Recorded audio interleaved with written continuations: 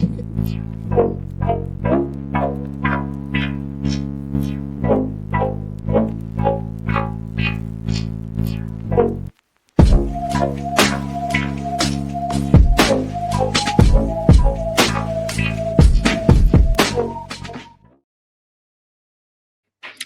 evening, Tottenham fans.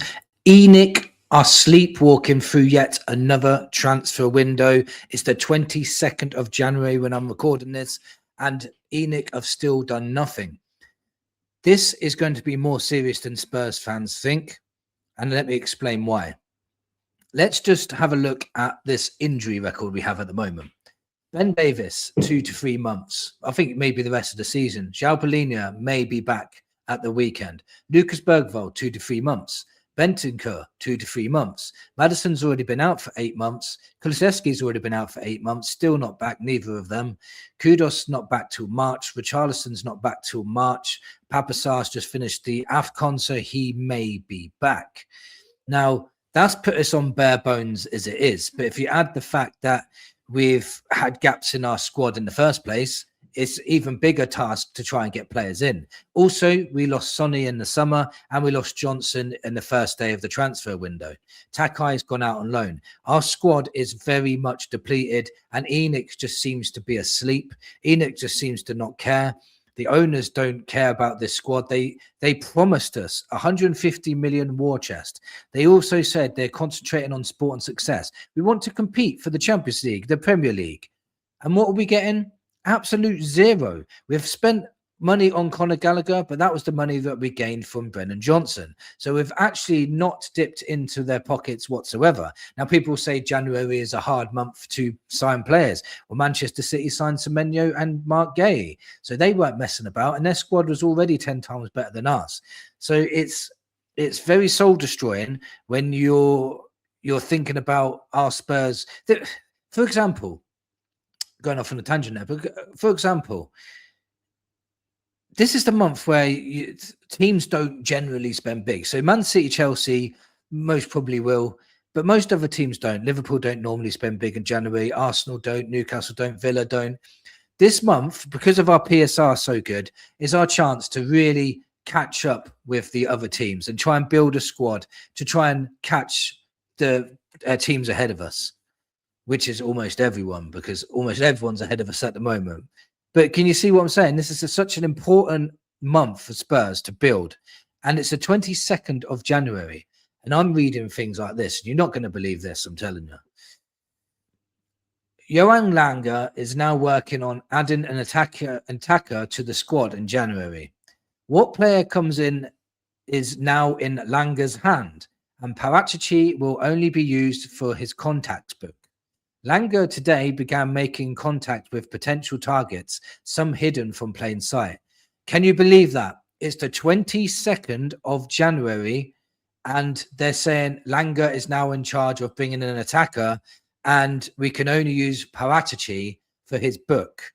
Have you noticed that Fiorentina have signed 3 players now since we haven't signed any, and Paratici is supposed to be our guy? He's supposed to be the guy in charge of getting transfers in, and it's done absolutely nothing at all. The Conor Gallagher thing was a club signing, clear as day. We've been trying to get him for 2 years. Paratici's done nothing. On the first week of the transfer window, Paratici said he wants to leave. That is crazy. You just gave him a job that he was corrupting, by the way. So you showed him trust. You showed him, empathy. You stood by him for 2 years, and how does he repay you? By leaving first chance he gets, jumping ship first chance he gets. And I don't think he's all that special anyway, but I just think in a transfer window he decides I'm leaving. The only guy that was in charge of our transfers decides to leave. This whole place is a joke, and I think this is more serious than Spurs fans actually realize. Now, there was transfer news today, but you're not going to like it. This is what I read today. Tottenham Hotspur are considering 25 million move for West Ham United's 24-year-old Dutch winger Crescencio Somerville. It aligns with the profile Spurs tend to target: young, high potential, able to inject fresh energy, and it would also give the club the flexibility to grant Matisse Tell his desired move this month. if Frank can secure a replacement. Now, what a joke that is. Matisse Tell is probably on level par with Somerville or better. So's Odegaard. He does not move the needle. And when they say we want to bring in young players, he's 24. He's not that young. And he's not like ripping up trees for West Ham either. He's basically, West Ham would love to sell him. So, again, what have this club been planning for the last 4 months? Lango and Paratici, what have you been doing? Because it doesn't seem to me that Paratici even cares, because the first thing he said was, I'm leaving anyway. So we have to now trust that he will get good players in. This, from the top to the bottom, it's a shambles. This club is an absolute shambles. Now, I've not heard anything from Lango. He's not even spoke about anything. Like, we've just been told that Langer's in charge of getting an attacker, but he's not speaking to anybody. We've heard from Vinay once in the whole of the debacle, whether Frank in or Frank out. We're constantly dropping players through injury now. And you know what? There's more rumours of players going out than there is actually staying in. So you've got Dragushin that wants to get out. Is obviously his agent won't stop talking about him wanting to get first team football. Then you've got Matisse Tell, who wants first team football. He wants out. Mawani's just literally recently just said he wants out as well. Then you've got Van der Ven has been rumoured to be going to Liverpool, which is another scary thought of him going to a rival club and, ripping it up there. Then you've got Kinksky saying he wants to play first team football, because remember, he was playing first team football before he came to us. There's so many rumours of players going out, but hardly any rumours of players coming in. There was another rumour today that Akliouche is available for Monaco if Monaco can get a replacement. So Spurs will be waiting for a replacement, but Spurs could pay up 50 million straight off and get the player straight away. But Spurs don't want to do that, apparently. So it wasn't Daniel Levy, was it? It was ENIC. Nothing's changed since Daniel Levy left. It's all the same. There's no transfer business going on. We're heading towards the end of the transfer window. Our squad is massively depleted. If you was really concentrating on sport and success, you'd be helping the manager that you've decided to keep, by the way. When we lost to West Ham, they backed him and gave him another game against Dortmund. Losing against West Ham would have been, for me, see you later, and I would have been happy. But they gave him the game against Dortmund and put in a very, very good performance. Now you can't sack the manager after a good performance. So we're going to go into the Burnley game. Now, this is why I don't think Spurs fans think it's that serious. But you imagine how this season can end up. Just imagine Thomas Frank plays against Burnley. He gets his team ready. Burnley do us over. Let's say it's at Turf Moor and they beat us 1-0 or 2-1 or whatever. Yeah. Then fans will be calling for Frank's head. Frank gets sacked. Let's say that happens. Then we bring in an interim manager. Don't know who that's going to be, but I don't think it's going to be a top class manager. Then the players don't take to this new interim manager, don't really fancy what he's saying. Also, the board and ENIC will say, well, we're not going to back an interim manager, so no more transfers for us. So Conor Gallagher and Sousa will be the only two signings we'll have through the door. Then all of a sudden, because we've lost to Burnley, we've got to play Man United, Newcastle, Arsenal, and I think, is it Chelsea? I'm not sure. Could be Chelsea as well. And anyway, we've got 4 tough games in a row.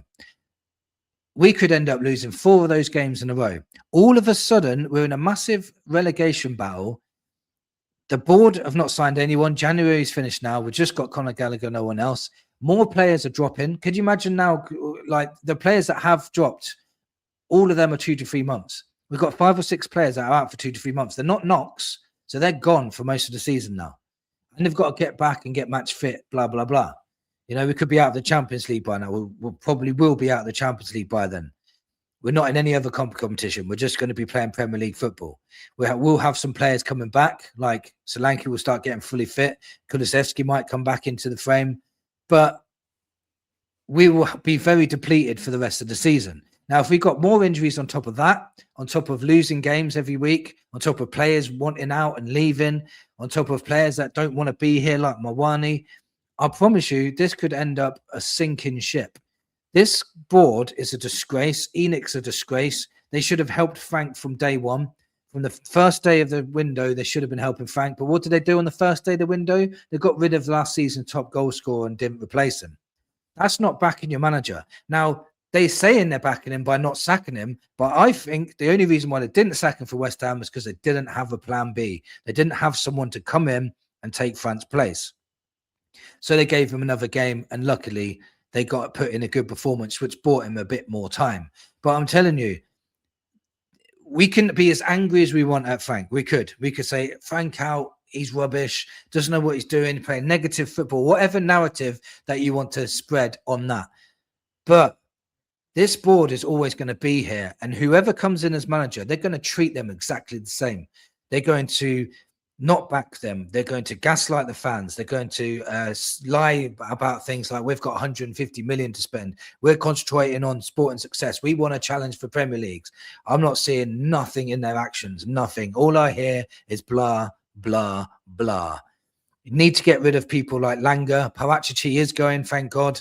I don't rate him that much anyway. I think he's maybe he did really well in Italy because he was cheating, maybe, and he has been done for that, by the way. So it's not accusations, he's actually been charged for it. And Langer, I think, is rubbish. He needs to be gone too. Our recruitment is so bad. Like, we really need a right winger. We get rid of Johnson and bring in Somerville. What? Johnson scores more goals than Somerville.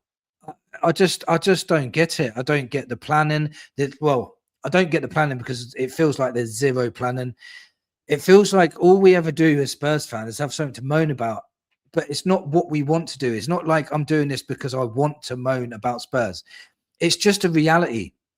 If ENIC don't back Spurs in this massive injury crisis, players dropping like flies, we already had gaps in the squad. And our squad is weaker than a lot of teams in the Premier League. And you're still sitting on your hands and you're not helping your manager and you're not buying any players, top players to come in and improve this team. Then you don't care. It's clear as day. They don't care. And the quicker ENIC are gone, the better. They're depressing the Spurs fans. They're just rinsing them with every penny they can. And then, they'll leave eventually with a massive, massive profit. And that's what they care about the most. Let me know in the comments what you think of today's video. What do you think of the possible signs that are coming in, like Somerville and Akliouche? Akliouche is probably a better sign, than Somerville will be. What do you think about this injury crisis? It's absolutely crazy, isn't it? Thank you for watching, and come on, you Spurs.